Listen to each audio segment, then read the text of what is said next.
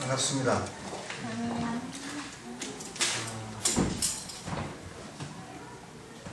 오늘 그 조이풀 엔젤스 나와서 이렇게 하는 거 보니까 참 좋습니다.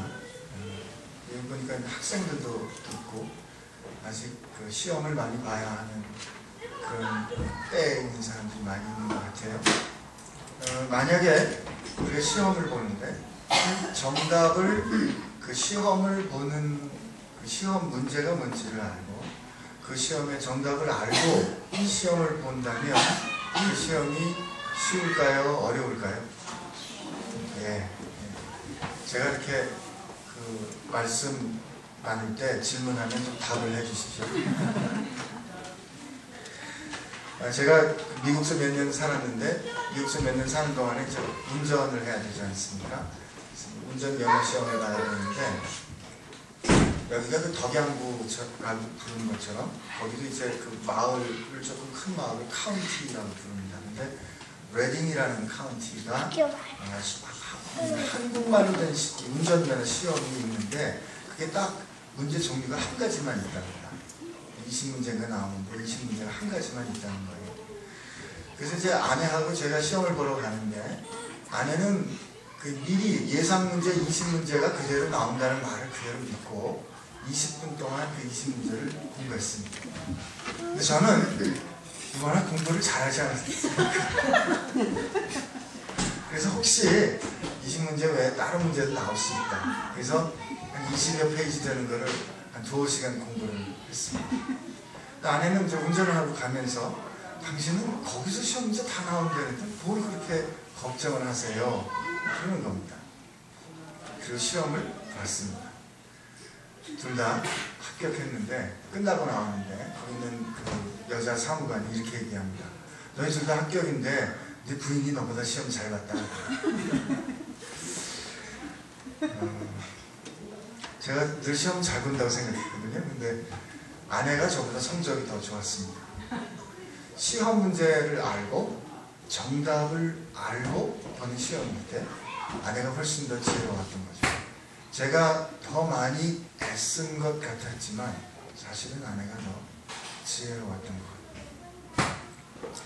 우리가 살아가는 동안에 우리 인생이 매일 예상치 못했던 생각지 않았던 문제와 어려움을 겪게 됩니다. 오늘 이럴 거야, 내일은 이렇게 되겠지. 이제까지 우리 한 것에 의하면 틀림없이 이 일은 이렇게 돼야 돼 라고 생각하지만 그 일은 그렇게 우리 생각대로 되지 않습니다. 인생이라는 시험 문제는 참 풀기 어려운 문제로 가득 찬 것 같은 것이죠.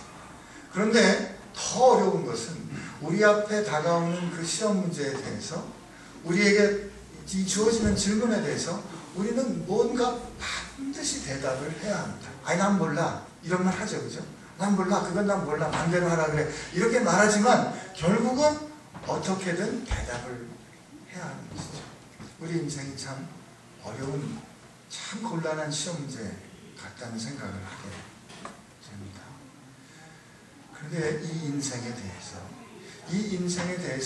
우리 인생이 결국 최종적으로 심판받는 날, 우리 인생이 결국 마지막으로 평가받는 그날에 우리가 평가받을 시험 문제를 우리가 미리 알고 만약에 그 대답을 우리가 미리 알 수 있다면 우리 인생이 확실해지지 않을까요? 오늘 예수님께서 들려주시는 이 달란트 비유의 말씀은 우리 인생의 마지막에 하나님께서 우리에게 물어보실 시험 문제가 무엇이고 그리고 그 정답이 무엇이라고 가르쳐 주시는 말씀입니다.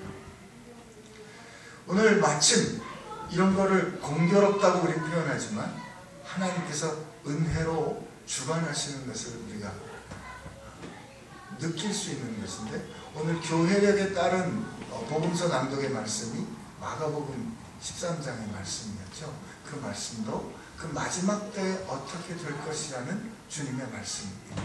오늘 이 달란트의 비유는 우리 그동안 어떻게 듣습니까? 우리는 5달란트 받은 사람, 2달란트 받은 사람처럼 성실해서 우리도 하나님께 복을 받읍시다 라는 성실에 대한 교훈, 성도들의 삶에 대한 교훈으로 우리가 많이 이해합니다. 그런데 이 말씀은 좀 더 큰 맥락으로 보면 마태복음 24장, 25장에 있는 말씀 가운데 있는 말씀인데, 그 마태복음 24장과 25장은 주님께서 마지막 날 종말에 대한 말씀을 하실 때 주신 말씀입니다. 마지막 날은 이렇게 될 것이다 라는 말씀을 주님께서 예언의 말씀을 24장에 말씀을 하시고, 그리고 그때의 천국은, 하나님의 나라는 이렇게 예수님께서 비유로 25장에 3가지 말씀, 3가지 이야기를 해주십니다. 그렇기 때문에 오늘 이 말씀을 우리가 이해하기 위해서는 마지막 날, 마지막 최종적으로 심판하시는 날, 그리고 하나님의 나라, 천국이라는 틀을 가지고 이 말씀을 봐야 합니다. 하나님의 나라란 결국 하나님이 통치하시는 것, 그리고 그 통치하시는 하나님은 어떤 분인가를 우리에게 보여주시는 겁니다. 한번 확인해 보면 오늘 말씀은 이렇게 시작합니다. 또 어떤 사람이 타국에 갈 때 그 종을 불러 자기 소유를 맡긴 것과 같으니, 이렇게 되어 있죠. 14절 말씀에 무엇과 같으니, 그러면 이 무엇과 같으니는 그 앞에 무엇은, 이것은 무엇과 같으니, 이런 말씀이죠. 25장 1절에 보면 이렇게 되어 있어요. 그때의 천국은 마치 등을 들고 신랑을 맞으러 나간 열처녀와 같다 하리니, 라는 1절의 말씀, 그리고 13절까지 열처녀의 비유를, 지혜롭고 혹은 어리석은 열처녀의 비유를 좀 말씀하십니다. 그리고 이어서 그때의 천국은 어떤 사람이 타국에 갈 때 그 종을 불러 자기 소유를 맡긴 것 같다는 거죠. 그러므로 이 달란트의 비유는 하나님께서, 우리 주님께서 마지막 날에 인생을 최종적으로 평가하실 때, 혹은 우리 주님을 통해서 지금 이 땅에 왔고 오고 있는 하나님의 나라가 어떠하고 그 나라를 사는 사람들의 원리는 무엇이다라고 가르쳐 주시는 겁니다. 여러분, 우리가 이 말씀을 기억할 때 그러면 뭘 잊지 말아야 합니까? 그때의 마지막 날에, 그리고 하나님의 나라는 이런 것입니다. 그때라는 말씀이 마지막 날에라는 말씀인데, 우리가 그 이단 중에 많은 이단들이 언제, 무엇과 관련된 이단이 많이 있어요? 종말과 관련된 이단이 많이 있습니다. 여러분 잘 아시는 것처럼 신천지도 종말과 관련돼서 잘못된 가르치는 이단이죠. 그런데 주님께서는 이미 우리에게 종말에 대한 이야기를 해주셨습니다. 그리고 그 종말은 이미 우리 가운데 시작이 된 것입니다. 어떻게 해요? 예수님께서 세상에 오시고, 이 세상에 오셔서 사시고 죽으셨습니다. 그리고 부활하셨죠. 부활하셨다는 말은 하나님께서 이제 아담의 옛 질서를 깨뜨리시고 하나님의 뜻 가운데 새로운 회복, 새로운 잠자는 자들의 첫 열매로서, 하나님의 새로운 창조의 열매로서 예수님을 증거로 일으키십니다. 그러므로 하나님께서 지금 이 땅 가운데 영광으로 가져오시는 하나님의 나라, 새로운 창조는 예수님의 오심과 죽으심과 부활로 시작된 거예요. 우리의 종말은 이미 시작되었다는 거죠. 바꿔 말하면 하나님의 나라는 왔고 오고 있는 겁니다. 그 나라에 관해서 예수님께서 말씀해 주시면서 이 달란트의 비유를 말씀해 주시는 거죠. 근데 이 달란트의 비유가 무엇일까? 무슨 가르침을 우리에게 주는 것일까? 첫째는, 달란트의 비유는 우리에게 있는 것이 우리의 것이 아님을 분명히 가르쳐줍니다. 우리에게 지금 있는 것, 내가 소유한 것이 내 것이 아니라는 것을 분명히 가르쳐 줍니다. 예수님은 말씀하십니다. 주인이 타국에 갈 때 그 종을 불러 자기 소유를 맡긴 것 같다. 주인의 것을 종들에게 맡겨주시는 겁니다. 성경이 말해주는 우리의 삶의 본질이 이러한 것입니다. 우리에겐 많은 것이 있습니다. 소유라고 생각할 때 흔히 우리는 물질적인 것을 생각합니다. 그러나 우리에게 물질적인 것 외에도 많은 것이 있죠. 뭐가 있어요? 재능도 있습니다. 시간도 있습니다. 그리고 우리가 처해진 상황이나 환경도 있습니다. 생각해보면 우리가 가진 것 중에는 우리가 선택한 것보다는 선택되어진 것이 더 많습니다. 우리 인생의 시작이 그렇죠. 저는 1964년 9월 29일 날 태어났습니다. 그러나 그 태어난 날짜를 제가 정하지 않았습니다. 제 아들이 있는데요. 아들은 정확하게 제가 30살 된 1994년 9월 29일 제 생일에 태어났습니다. 그런데 그렇게 생일에 태어나겠다고, 그래서 저와 아내에게 그리고 제 인생의 가장 좋은 생일 선물이 되어주겠다고 아들이 결정한 거 아닙니다. 결정하지 않았습니다. 그냥 그렇게 태어난 것이죠. 우리 인생의 첫날, 이 세상에 태어나서 처음 쉬는 그 첫 대기도, 그 처음 쉬는 그 첫 날숨 들숨도 어머니가 낳아주지 않으면 가능하지 않은 것입니다. 우리 인생엔 이렇게 선택되어진 것들이 많이 있습니다. 돌이켜보면 우리가 우리 삶에 돌이켜보면 선택한 것이 아니라 주어진 것이 많이 있죠. 부모님, 형제, 내가 처해진 상황, 그 중에 많은 것들은 여러분이 선택하지 않았습니다. 제가 최근 한 달 반 사이에 여러 나라를 다녔습니다. 몽골도 갔다 오고요. 탄자니아도 갔다 왔어요. 오랜만에 벼룩에도 물렸어요. 진짜 오랜만에 벼룩에 물렸어요. 그리고 대만에 또 갔다 왔어요. 참 가보면 음식도 다르고 생기기도 다르고 어쩜 그렇게 다양한지 모르겠습니다. 근데 이렇게 여러 많은 인종이 있는데 저는 한국 사람으로 태어났어요. 제가 어렸을 때 나는 왜 미국 사람으로 태어나지 않았을까 이런 생각을 해본 적이 있습니다. 그것도 이제 백인으로 태어났으면 얼마나 좋았을까 이런 생각을 한번 해본 것이죠. 그러나 지금 제가 선교지에 나가보면 한국 사람으로 태어나는 게 얼마나 감사한지 모르겠습니다. 근데 요한계시록 7장에 보면은요 이렇게 돼 있어요. 하나님 앞에 거룩한 흰옷을 입은 사람들이 아무도 그 수를 헤아릴 수 없는 사람들이 서서 하나님을 찬양하는데, 그 찬양하는 사람을 보니까 각 나라와 족속과 백성과 방언 이렇게 돼 있어요. 각 나라와 족속과 백성과 방언. 그 말은 하나님 앞에 서서 영원토록 하나님을 찬양하게 될 그 하나님 나라의 완성, 혹은 영원토록 지속될 그 아름다운 하나님의 나라에는 내가 한국 사람으로서 가졌던 그런 인종적인 특성이 유지될 거라는 거죠. 물론 고린도후서의 말씀에 보면 제가 이 얘기를 어디서나 할 때마다 사람들이 즐겁게 웃는데, 아내가 우리 창준이를 낳으러 들어갈 때 우리 어머님이 뭐라고 귓속말을 하셨습니다. 근데 어머님이 귓속말을 하고 났는데 아내가 창준이를 낳고 나서 어머니를 뵙자마자, 시어머니죠, 저희 어머님을 뵙자마자 이 말을 했습니다. 어머니, 창준이 눈 붙었어요. 그래서 그게 무슨 말인가 봤더니 어머님이 이런 말씀하셨대요. 예, 아기가 태어나서 눈이 하나는 이쪽 귀에 붙어있고 눈이 하나는 이쪽 귀에 붙어있더라도 염려하지 마라. 네 신랑도 어렸을 때 그랬다. 저도 진짜 어렸을 때 제 사진 보니까 미간이 엄청 넓어요. 지금도 넓지만, 근데 이제 제가 아내가 아기 낳을 때 옆에 있었는데 첫 번째 아기를 낳자마자 아기에게 해준 말이 예쁘다 했어요. 참 예쁘다. 그래서 참 이 사람은 기특하다 그랬습니다. 그랬더니 이제 태어나면 처음으로 할 축복의 말을 뭐로 할까를 이제 기도하면서 준비했던 거죠. 근데 축복을 너 참 예쁘다 이렇게 했던 거예요. 근데 제가 비록 태어날 때 이렇게 미간이 넓게 태어났어도 눈이 작은 것이 아니라 얼굴이 크게 태어났더라도 이것은 하나님께서 그렇게 작정하시고, 고린도후서에 보면 이렇게 돼 있어요. 제 확신입니다.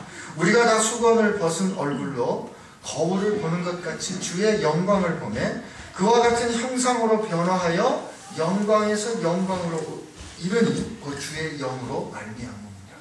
우리의 영광이 하나님의 영광이 되는 것처럼 우리의 영광이 주님의 영광이 되는 아름다운 모습으로 변화될 겁니다. 그 완벽한 아름다움, 그 온전함을 그날에 제가 갖게 될 것이죠. 그러나 하나님께서 나를 위해 허락하신 그 독특한 나만의 개성은 그대로 갖고 있을 거라는 거예요.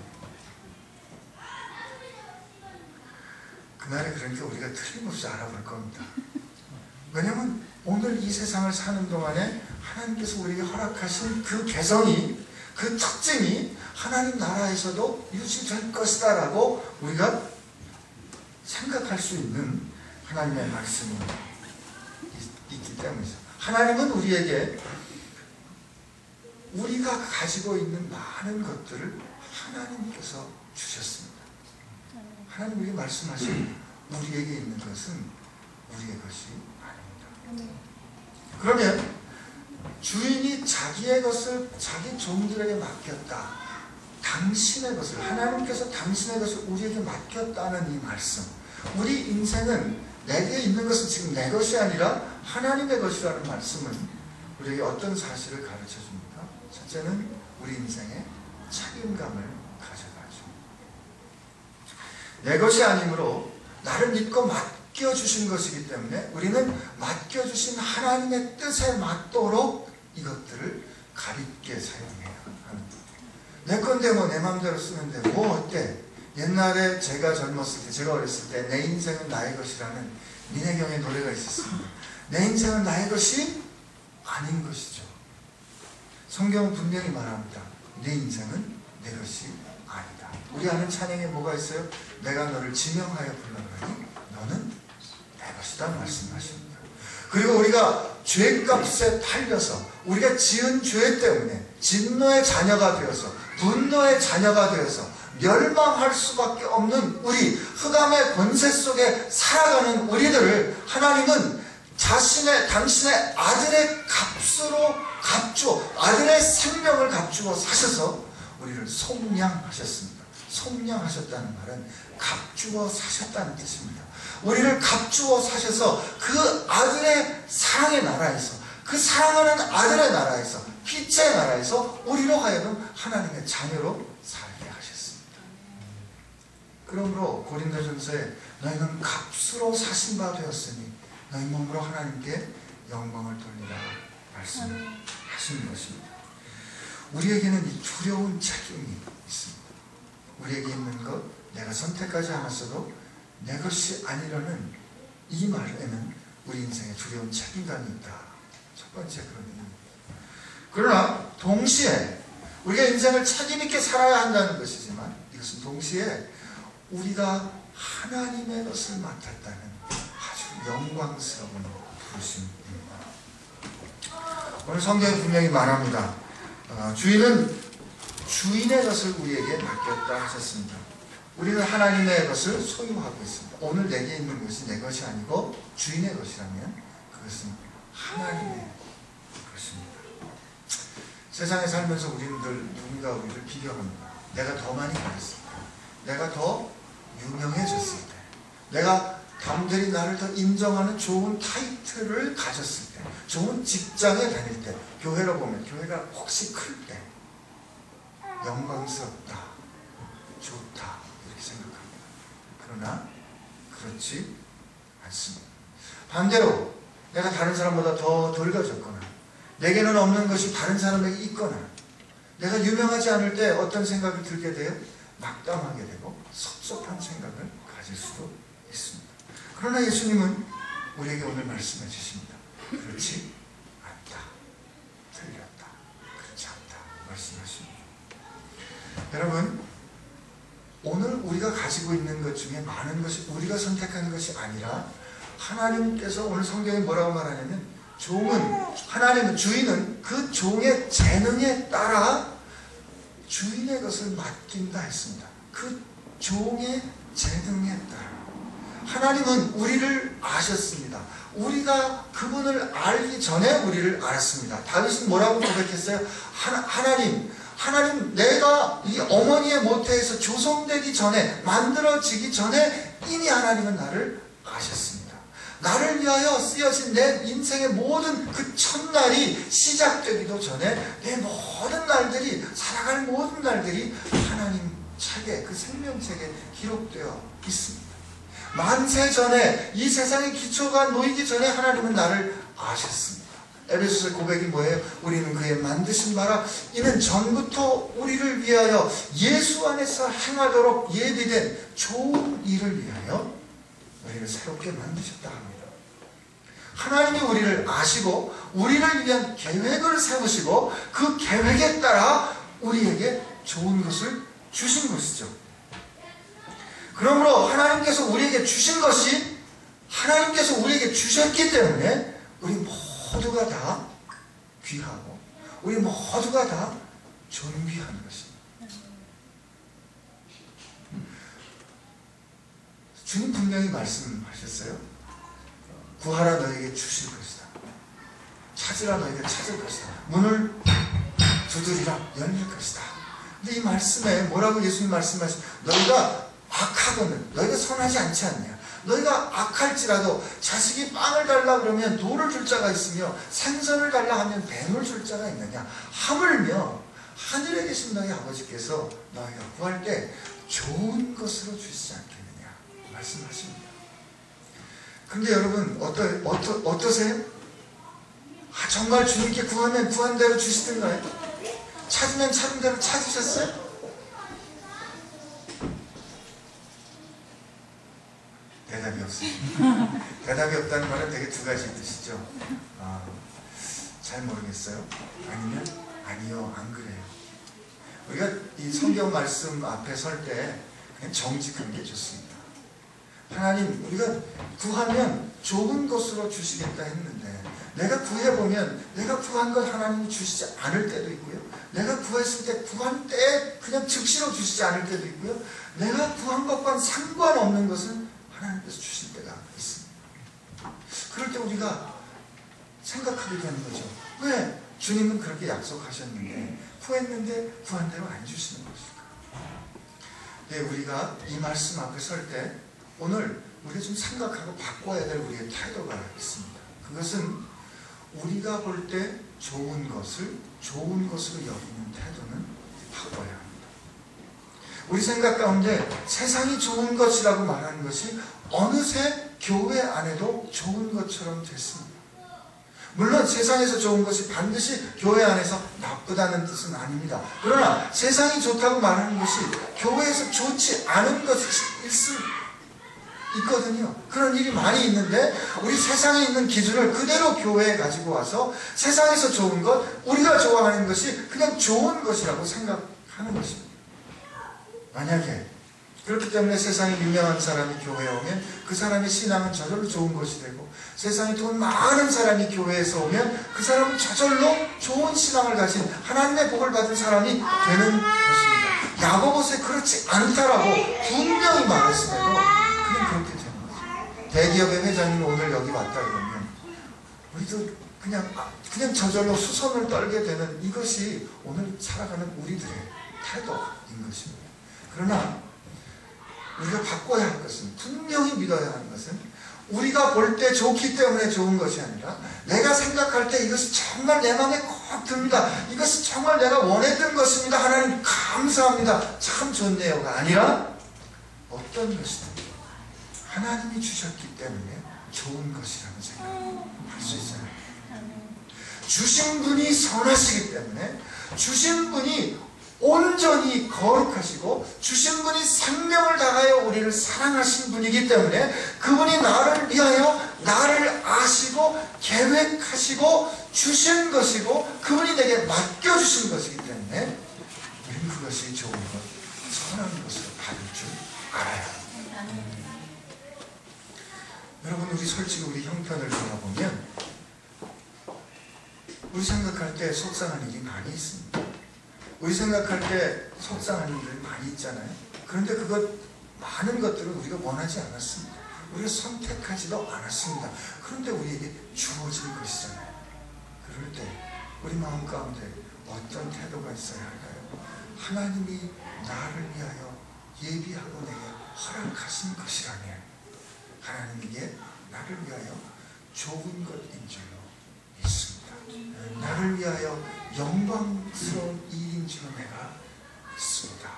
이렇게 여길 수 있는 믿음과 신앙이 우리 가운데 있어요. 그럴 때 우리 가운데 높고 낮음, 우리 가운데 많이 가졌음, 그렇지 않음, 우리 가운데 유명하고 덜 유명하고 때문에 인간의 가치가 귀해지고 천해지는 그런 일이 없어지는 거예요. 우리 가운데 난임과 아픔과 깨어짐이 극복될 수 있는 거죠. 왜? 하나님은 저 사람을 사랑하셨고 저 사람을 위하여 저 사람만을 향한 하나님의 선한 계획이 있다라고 인정할 수 있기 때문에 그렇습니다. 하나님은 말씀해 주십니다. 나의 것을 내게 맡겼다는 그 말씀을 통해서 우리의 인생의 두려운 책임감과 동시에 우리 인생에 얼마나 영광스러운 측면이 있는가를 말씀해 주시는 겁니다.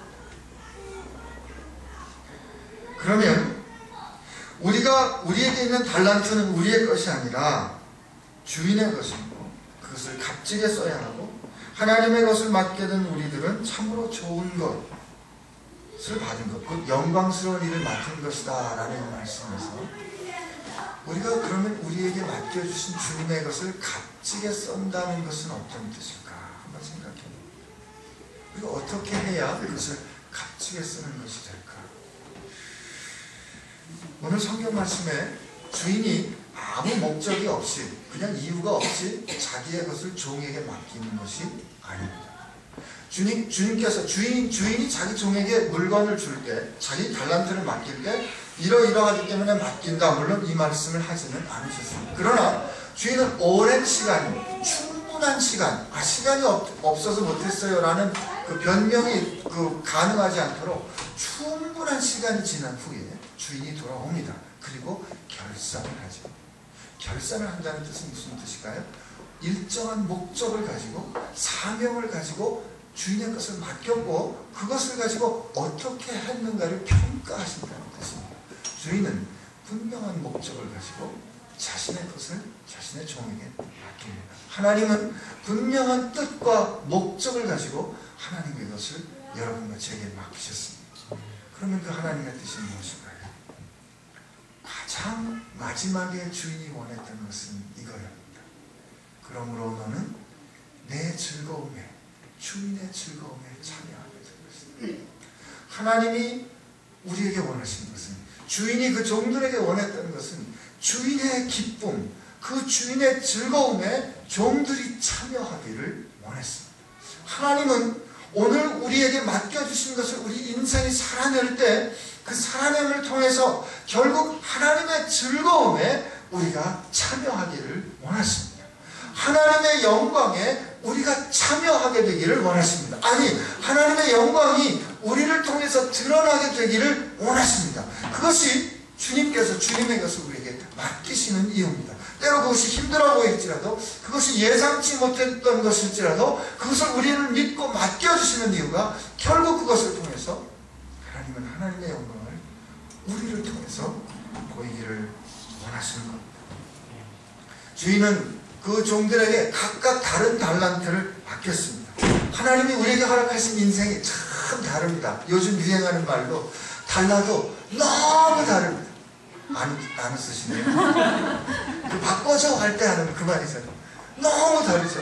우리 인생이 다 다르죠. 그러나 이 다 다른, 각기 다른 우리 인생을 통해서 하나님이 원하시는 것은 우리 모두가 다 하나님의 즐거움에 참여하고 우리 모두가 다 하나님의 영광을 드러내기를 원하십니다. 그 목적이 있어서 그 주인은 당신의 것을 우리에게 맡기시는 겁니다. 내 말인가요? 제 생각일까요? 제 믿음의 고백일까요? 아닙니다. 예수님이 이렇게 기도하셨어요. 요한복음 17장 24절에 보면 이렇게 되어 있습니다. 아버지여, 내게 주신 자로 나 있는 곳에 나와 함께 있어 아버지께서 창세전부터 나를 사랑하심으로 내게 주신 나의 영광을 그들로 보게 하시기를 원하나이다. 이 말씀을 예수님의 기도는 이루어지지 않을 수가 없잖아요. 이루어집니다. 그 말씀을 들었기에 사도 바울이 이렇게 말합니다. 그날에 그가 강림하사 그의 성도들에게 영광을 받으시고 모든 믿는 자들에게 놀랍게 여김을 얻으시리니 이는 우리의 증거가 너에게 믿어졌습니다. 이러므로 우리도 항상 너희를 위해 기도하면 우리 하나님이 너희를, 그 기도가 어떤지 한번 들어보세요. 우리 하나님이 너희를 그 부르심에 합당한 자로 여기시고 모든 선을 기뻐함과 믿음의 역사를 능력으로 이루게 하시고 우리 하나님과 주 예수 그리스도의 은혜대로 우리 주 예수의 이름이 너희 가운데서 영광을 받으시고 아멘. 너희도 그 안에서 영광을 받게 하려 합니다. 데살로니가후서 1장 10절에서 12절 말씀입니다. 주님은 우리가 하나님의 영광에 참여하고 그 영광을 누리게 되기를 원하십니다. 그런데 어떻게 하면 여기 보면 이렇게 돼 있어요. 작은 일에 충성하고 작은 일에 충성하고 이렇게 생각할 수도 있겠죠. 왜 내게는 그런 기회가 없었을까? 왜 다른 사람에게는 주신 것을 내게는 주지 않으셨을까? 이렇게 원망할 수도 있습니다. 그러나 주님은 그렇게 원망하는 것이 아니라 오늘 우리를 믿고 계획에 따라 우리에게 주신 것을 우리가 기뻐하면서 내게 주신 것을 통해서 내가 어떻게 하나님의 뜻을 이룰 수 있을까를 고민하기를 원하십니다. 이것은 두려운 책임감이 아니라 하나님께서 우리에게 주신 뜻을 누리는 누림입니다. 이것은 책임감에 따라 억지로 일하는 것이 아니라 하나님께서 내게 주신 것을 누리는 누림의 차원입니다. 용서하십시오. 제가 우리 부모님 말씀 한 번 더 하겠습니다. 평생을 한 교회를 섬기셨습니다. 아시는 것처럼 아버님 어머님을 그런 한 교회를 섬기신 아버님 어머님을 제가 선택하지 않았습니다. 제가 태어나 보니까 가난한 동네의 조그만 교회 목사님의 맏아들이었습니다. 하나님께서 제게 이렇게 좋은 형제 자매를 주신 것도 제 선택도 아닙니다. 은혜죠. 그러나 가난한 동네의 조그만 교회 목회자로 사는 것이 그렇게 쉬운 일은 아니었습니다. 근데 제가 살면서 볼 때 그 어려운 가운데 제가 중학교 다닐 때부터 도움을 받으면서 다녀야 했습니다.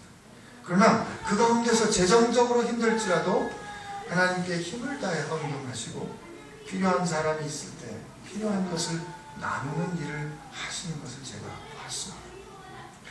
쉬워서 하신 것이 아니라 생각합니다.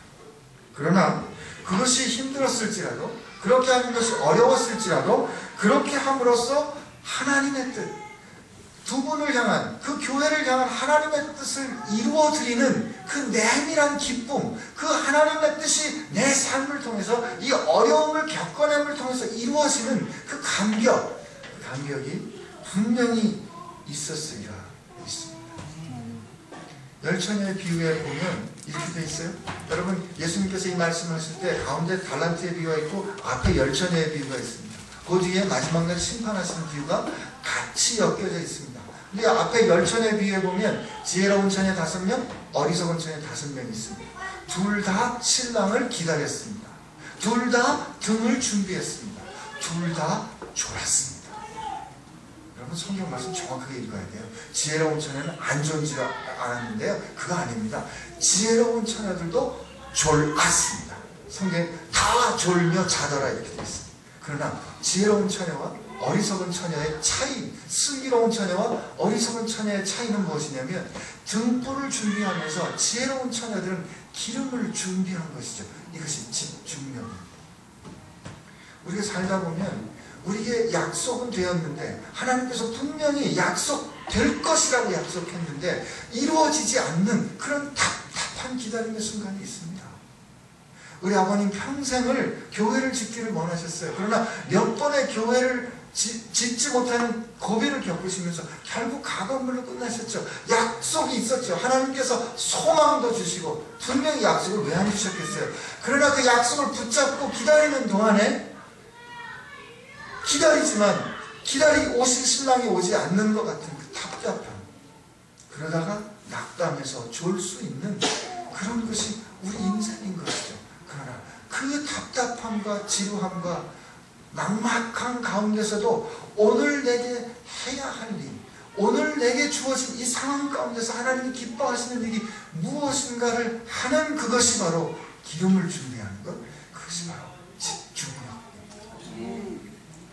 하나님은 오늘 우리에게 오늘 우리 가운데 맡겨주신 그 작은 일을 통해 하나님의 영광에 참여하고 하나님의 영광을 경험하기를 원하십니다. 이 하나님의 뜻은 마지막 날에 하나님이 어떻게 심판하시는가 하는 그 비유로 또 한 번 주님께서 확인해 주세요. 마지막 날에 임금이 돌아와서 오른편에는 마음에 드는 사람, 왼편에는 마음에 들지 않는 사람을 나눕니다. 오른편의 사람들에게 이렇게 말합니다. 야, 너희들은 내가 줄였을 때 먹을 걸 주었고 헐벗었을 때 돌아봤고 목마랐을 때 마실 걸 주었구나. 왼편에 있는 사람에게 말합니다. 너희들은 내가 헐벗었을 때 먹을 것을 주지 않았고 목말랐을 때 물을 주지 않았고 내가 헐벗었을 때 나를 돌아보지 않았다 라고 말합니다. 준엄한 심판이죠. 그런데 그때 둘 다 똑같은 대답을 그 왕에게 합니다. 이 사람들이 뭐라고 말하죠? 우리가 언제 주님을 돌봐 드렸습니까? 우리가 언제 주님께 먹을 것을 드렸습니까?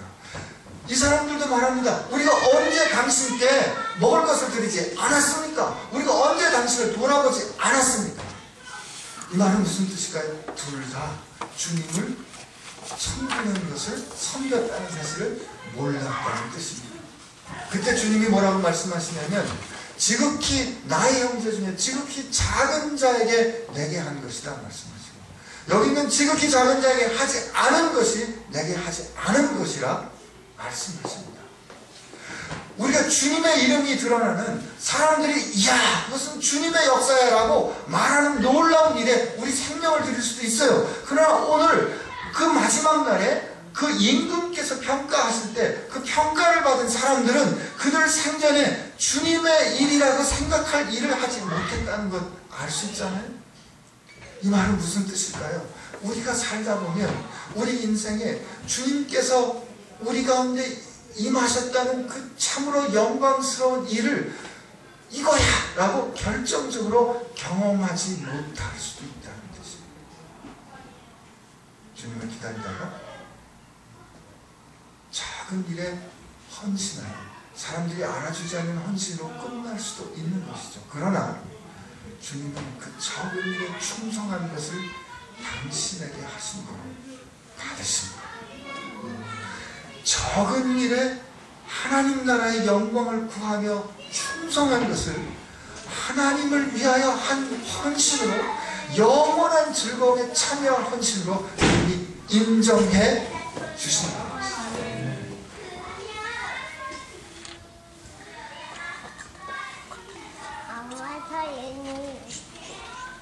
제가 여기 준비된 원고를 한번 그대로 읽어드릴게요.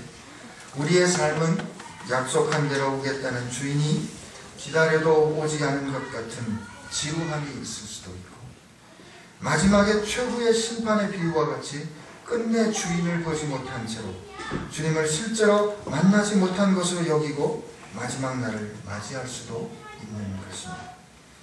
그러나 그 기다림의 삶 가운데 겪어가는 작고 소소한 일들 가운데 하나님은 우리가 하나님의 영광을 보기를 원하십니다. 그리고 그것을 우리가 주님께 드릴 열매로 받기를 원하십니다. 오늘은 추수감사 주일입니다. 우리의 것 중에 일부를 감사의 제물로 드리는 날이 아닙니다. 오늘 우리가 누리는 모든 것이 다 주님께서 우리를 위해 친히 예비하신 좋은 것이라는 것을 인정하는 날입니다. 그리고 감사와 감격 가운데 주님 앞에 존귀함으로 나아가는 날입니다.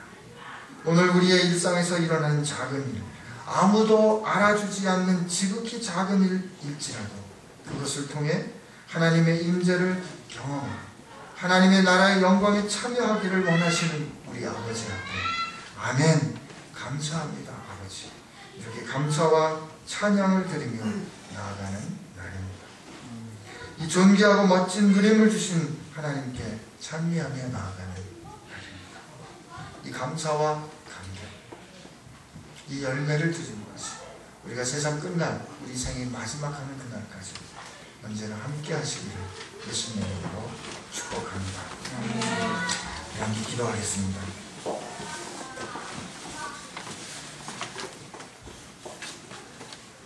하나님, 우리 인생을 우리가 돌아보면 많은 것들이 우리 뜻과는 상관없이 결정된 것들이 있습니다.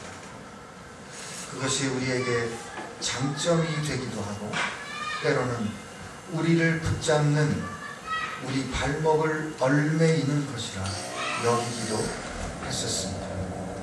그러나 주님, 오늘 이 시간 우리의 눈을 열어주시어서 오늘 우리를 사랑하셔서 생명을 주신 주님께서 우리 인생에 허락하신 것은 우리를 위하여 가장 좋은 것으로 주신 것이라는 것 알게 하여 주옵소서.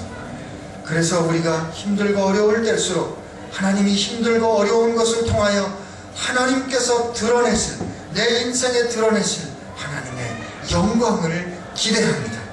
하나님, 나의 약함을 통하여 하나님의 강함이 드러나는 것이 내 인생에, 우리 교회에 열매되게 하여 주옵소서. 이렇게 기도할 수 있는 믿음의 사람들 되게 하여 주셔서, 그래서 오늘 우리를 믿고 맡겨주신 지극히 작은 일에 우리가 지극히 충성하여서 주님 앞에 착하고 충성된 종아, 이렇게 칭찬받는 우리 모든 성도들 되게 하여 주옵소서. 예수님의 이름으로 기도합니다. 아멘.